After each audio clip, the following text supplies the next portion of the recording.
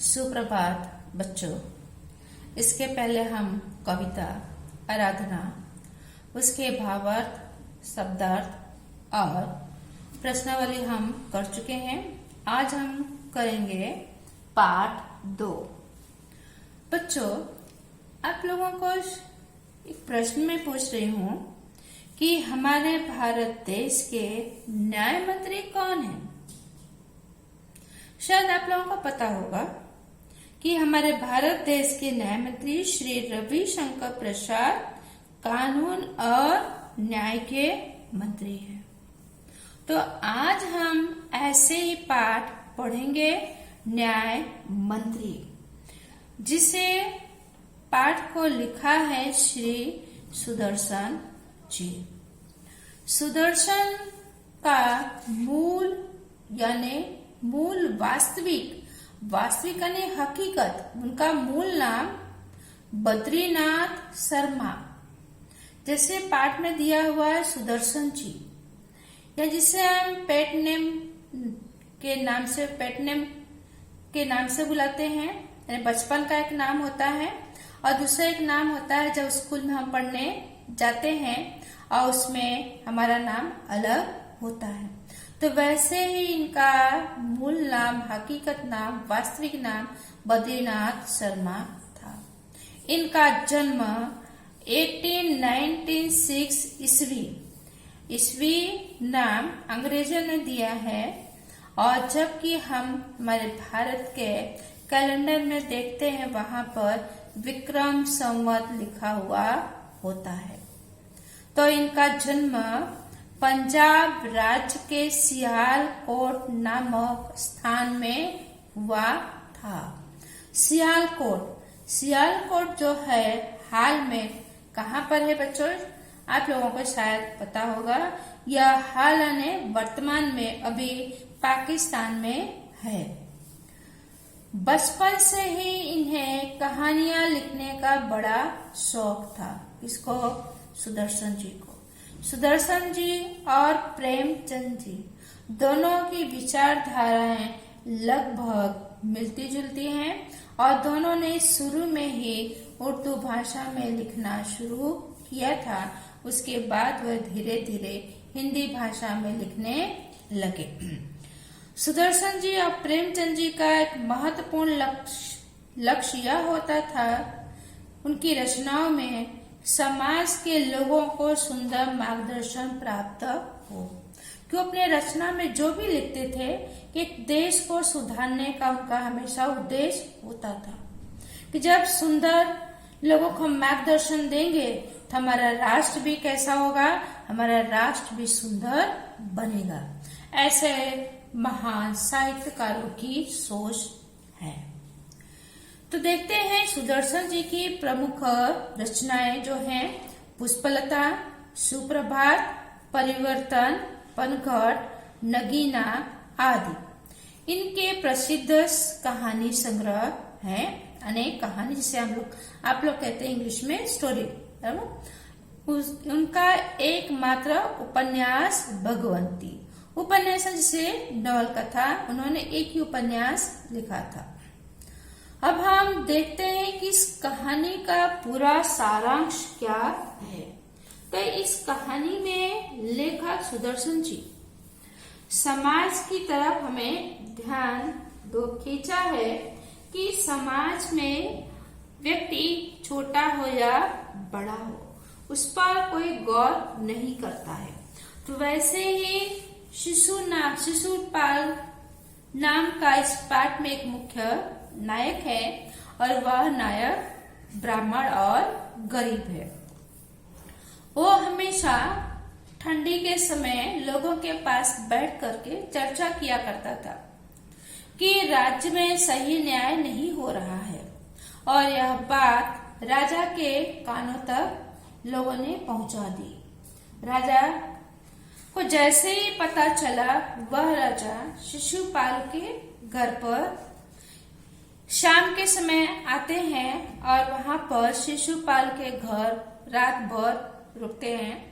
आपस में देश की बातें होती, सही न्याय की बातें की जाती है, और जैसे शिशुपाल के मुंह से निकलता है कि देश में बहुत बड़ा अन्याय हो रहा है, सही न्याय नहीं हो रहा है।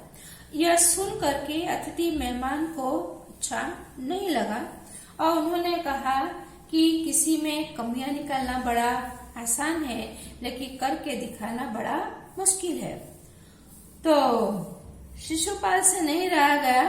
वो कहते हैं कि ब्राह्मणों के लिए कोई भी काम कठिन नहीं है, अवसर मिले तो दिखा दूंगा कि सही न्याय कैसे किया जाता है।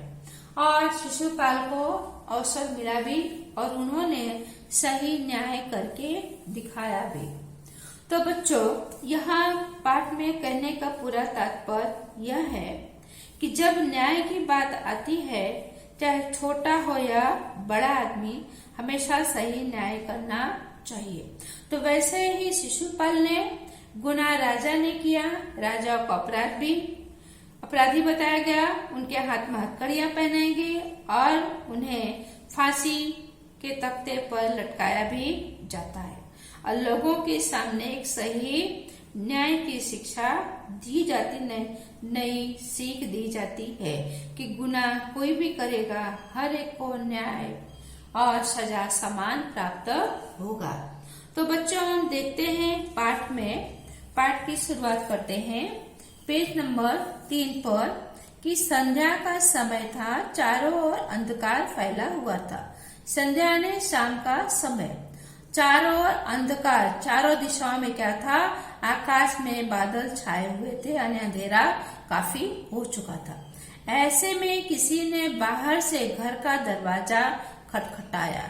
खटखटाया ने दस्तक देना या आवाज करना या लॉक करना।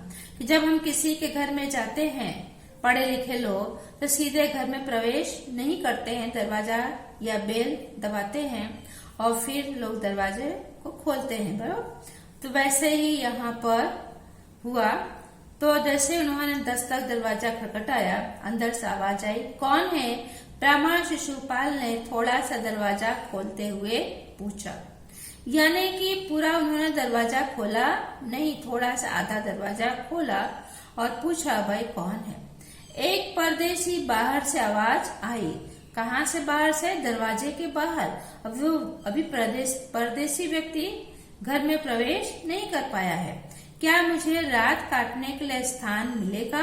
स्थान आने जगह, रात काटना ने रात बिताना, बराबर। कि शाम का समय है, चारों तरफ अंधेरा छाया हुआ है और वह परदेशी व्यक्ति क्या यहाँ रात बिताना चाहता है। जैसे शिशुपाल ने पूरा दरवाजा खोला, उनके सामने एक नव युवक खड़ा था। नव माने नया, युवा पीढ़ी का युवक खड़ा। उन्होंने मुस्कुराकर कहा, यह मेरा सौभाग्य है। सौभाग्य ने मैं बहुत नसीबदार हूँ। अतिथि के चरणों से यह घर पवित्र हो जाएगा। आइए पधारिए, पधारिए आइए बैठिए। अतिथि आने मेहमान, चरण आने पैर, बराबर। कि जब जैसे हमारे घर में बड़े बुजुर्ग लोग भी कहते हैं, आप लोगों ने सुना होगा कि घर में मेहमान आवे એટલે भगवान आवे, बराबर। तो शिशुपाल ने अतिथि का, मेहमान का अपने घर में क्या किया, उनका स्वागत किया। अतिथि को लेकर शिशुपाल घर में गया, उसका आदर सत्कार किया। आदर सत्कार ने उसका मान सम्मान, उसको अच्छी तरह से बिठाया, खिलाया पिलाया, बातचीत, बराबर। फिर दोनों उसी समय कि देश की अवस्था पर बात करने लगा। अवस्था ने हालात, कि देश की क्या हालात है, दोनों में चर्चा होने लगी। शिशुपाल ने कहा, आजकल बड़ा अन्याय हो रहा है। कहाँ हो रहा है? देश में।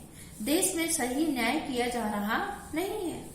परंतु परदेशी इस बात से सहमत न था। सहमत आने वो मानने के लिए तैयार नहीं था कि देश में अन्याय हो रहा है।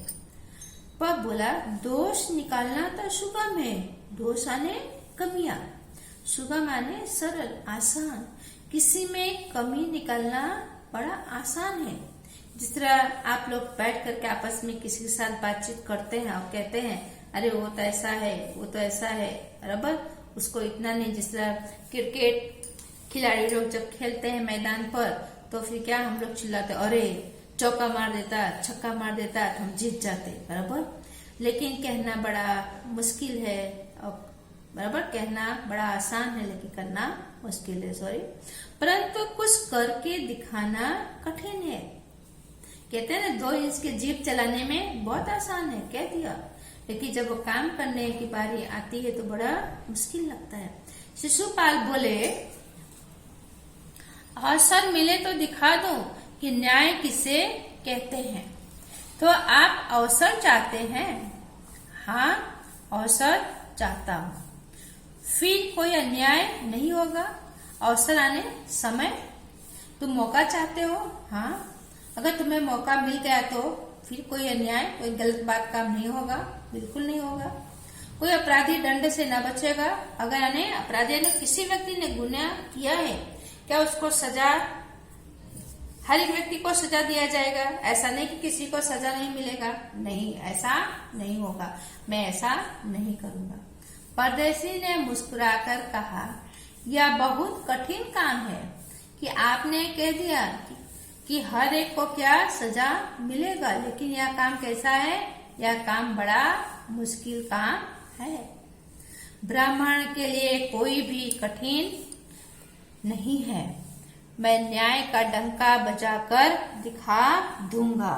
क्या कह रहे हैं कि ब्राह्मण जो होते हैं, ब्राह्मण के लिए कोई भी काम कठिन होता नहीं है। उनके लिए हर एक काम को क्या करते हैं? डंका बजा देना, यहाँ मुहावरा है। डंका बजाने आने कि मैं ऐसा काम करूंगा कि मेरे काम से क्या होगा? चारों तरफ जय जयकार होगा, यानी सुप्रसिद्धि होगी। परदेशी धीरे से मुस्कुराए, यानी हंसे, पर कुछ न बोले। फिर कुछ देर बाद वो सो गए, यानी कि दोनों में वार्तालाप चल रहा था और बात करते करते परदेशी को नींद आ गई और वो सो जाता है। सुबह उठकर परदेशी ने शिशुपाल को धन्यवाद देकर उनसे विदा ली। धन्यवाद यानी कि भाई रात रुकने के लिए मुझे यहाँ पर आपके घर में पनाह जगह दिया और मेरा आदर सत्कार किया, धन्यवाद। और अब मैं यहाँ से चलता हूँ। विदा ने वहां से वो चले गए। सुबह होते ही कौन गया? परदेशी। कुछ दिनों बाद शिशुपाल के घर को सिपाही आए, बराबर, सिपाही यानी पुलिस लोग आए और उन्हें दरबार में चलने के लिए कहा। कौन सा दरबार? शिशुपाल जहाँ रहते थे वहाँ राजा का राज्य था, वहाँ राज्य में उनको बुलाया गया। शिशुपाल सहम गए यानी एक तरह से वो डर गए, भयभीत हो गए। वो समझ नहीं सके कि सम्राट उन्हें क्यों बुलाया है। उन्हें ऐसा लगा कभी मुझे सम्राट तो बुलाते नहीं थे और आज सम्राट ने मुझे अपने दरबार में क्यों बुलाया है। कहीं उस परदेशी ने तो सम्राट से झूठी सच्ची शिकायत नहीं कर दी कि वो जो परदेशी आया था रात में यहाँ रुका था और वो जा करके राजा से सही गलत मेरे बारे में क्या, मेरी शिकायतें, मेरी बुराइयां करती है। ऐसा ही ना हो। दरबार में पहुंचकर शिशुपाल का कलेजा धड़कने लगा। यह मुहावरा है, कलेजा धड़कना। जब शिक्षक कहते हैं वे आज आपके पेरेंट्स को बुलाया जाएगा, आपके माता पिता को बुलाया जाएगा, तब बच्चों के मन में क्या, एक तरह की घबराहट पैदा होने लग जाती, चिंता होने लगती है कि मेरे पेरेंट्स आएंगे, शिक्षक क्या मेरी बुराइयां, क्या मेरे बारे में कहेंगे, मुझे डांट पड़ेगी, ऐसा। तो यहाँ पर कलेजा धड़कना ने घबराहट पैदा होना। जब उन्होंने देखा कि परदेशी सम्राट अशोक है, जैसे दरबार में पहुंचते हैं और वहां पर शिशुपाल ने देखा कि यहाँ पर वही परदेशी जो रात को मेरे यहाँ रुका था, वही सम्राट अशोक ये तो आए थे। सम्राट अशोक ही मेरे घर पर परदेशी बन के आए थे। सम्राट बोले, ब्राह्मण देवता, मैं आपको न्याय का अवसर देना चाहता हूँ, आप तैयार हो? यानी जैसे ही वहां पर शिशुपाल पहुंचते हैं और सम्राट अशोक कहते हैं कि मैं आपको क्या न्याय का अवसर देना चाहता हूँ, आप तैयार हैं, आप इसे स्वीकार कर लेंगे? पहले तो शिशुपाल घबराए, अन्य कुछ बोले नहीं, घबराहट पैदा हुई। फिर बोले, यदि सम्राट की यही इच्छा है तो मैं तैयार हूँ। अगर आप यही चाहते हैं कि मुझे क्या अवसर देना चाहते हैं तो ठीक है, मैं इसे स्वीकार कर लेता हूँ, मैं तैयार हूँ। बहुत ठीक, कल से आप न्याय मंत्री हुए, सम्राट ने कहा और अपने हाथ से अंगूठी उतारकर शिशुपाल को पहना दी। बराबर कि जो हाथ में अंगूठी यानी जो मुद्रा थी, शासन की निशानी जो थी, बराबर किसे पहना दी? शिशुपाल को। यह सम्राट अशोक की राज मुद्रा ने शासन करने की निशानी। यह जो राज मुद्रा पहनता है वह सही न्याय करता है, राजा हो या प्रजा हो, हर एक के प्रति समान न्याय किया जाता है इसको पहनने के बाद। यानी सम्राट अशोक ने शिशुपाल के हाथों में क्या किया? राज मुद्रा पहना दी। अब शिशुपाल न्याय मंत्री बन गए। उन्होंने राज्य की समुचिता ने जो राज्य की पूरा जो राज्य है व्यवस्था करना आरंभ कर दिया। पूरे राज्य की व्यवस्था ने उसे ठीक ठाक करना उन्होंने शुरू कर दिया। उनके सुप्रबंध, सुआने सुंदर, प्रबंध आने व्यवस्था, उन्होंने इतनी अच्छी सुंदर व्यवस्था करना शुरू किया कि राज्य में पूरी तरह शांति रहने लगी। कि राज्य में जो चारों तरफ से बहुत कोलाहल मचा हुआ था वो सब क्या हुआ? सब शांत होने। किसी को किसी प्रकार का भय नहीं था, यानी कोई किसी से डरता नहीं था। भय यानी डर। लोग दरवाजा तक खुले छोड़ जाते थे, यानी लोग अपने घर में दरवाजे में ताला भी लगाकर नहीं जाते हैं। ऐसे हम देखेंगे महाराष्ट्र में और शनि सिंगापुर जो मंदिर है, वहाँ सुना है कि वहाँ पर भी लोग अपने घरों में दरवाजे में ताले लगाकर नहीं जाते हैं, दरवाजा खुला छोड़ करके ही जाते हैं, क्योंकि उन्हें किसी भी तरह का चोर डाकुओं से डर और भय नहीं है। क्यों? क्योंकि वहाँ पर शनि भगवान सबकी रक्षा करते हैं। तो वैसे यहाँ पर भी राज्य में भी जितने भी लोग हैं सब लोग अपना घर खुला छोड़ करके चले जाते हैं। क्यों? क्योंकि चारों तरफ न्याय मंत्री के सुप्रबंध और न्याय की धूम मच गई है। सुप्रबंध ने जो न्याय मंत्री कौन? शिशुपाल ने इतनी अच्छी व्यवस्था की है कि चारों तरफ क्या हो रहा है? धूम मच रहा है। धूम मचना उसका मुहावरा है। चारों तरफ उनकी सुप्रसिद्धि हो रही है। किसकी? शिशुपाल की। कि शिशुपाल की जो व्यवस्था है वह बहुत अच्छी व्यवस्था है साम्राज्य के राज्य के लिए। थैंक यू, धन्यवाद। आज हम इतना पढ़ेंगे पेज नंबर 3 तक, और इस पाठ के शब्दार्थ और मुहावरे आपको अपनी नोट में लिखना है, और आने वाले समय में पेज नंबर 4 की हम चर्चा करेंगे। धन्यवाद।